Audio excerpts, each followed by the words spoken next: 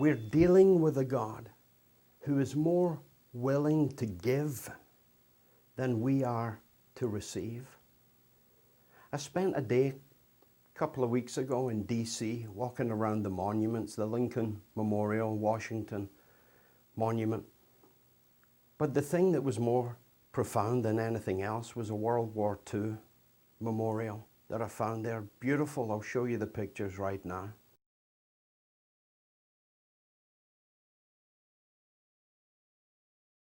There's Sarah and Will standing under their respective states of birth. But as I was looking around the World War II memorial and every state that took part, which is all of them, is mentioned. And in the middle, as you saw, a big pond.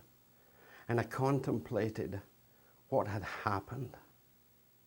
What on earth took place to warrant such a memorial? There was so much I wanted Will to understand about that. But while I was sitting there thinking about it and taking some time to reflect and be grateful, my thoughts were pierced by the words, "Look, Daddy, a duck." A duck had flown into the pond and had caught Will's attention.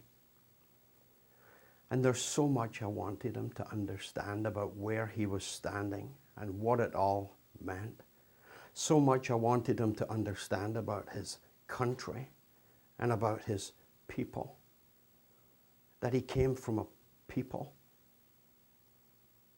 where millions of men, women, and children sacrificed, who fought in fields and on beaches, on mountaintops, not their own, who fought in countries that some of them wouldn't have been able to pronounce, for families that they had never met.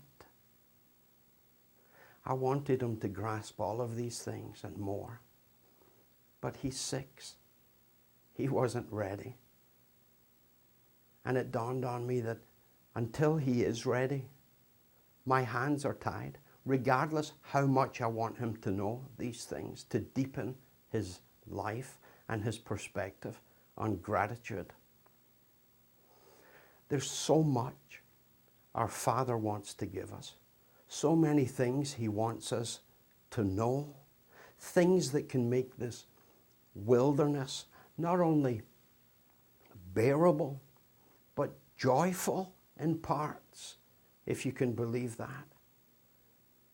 But until we are ready, his hands are tied, regardless how much he wants us to have them, until we love truth itself. You see, there are certain truths that cannot avail themselves to us until we're ready to receive them. Until we love truth and can pursue truth wherever we find it, even among our enemies. In fact, if we cannot embrace truth, even among our enemies, we haven't even begun to play the game.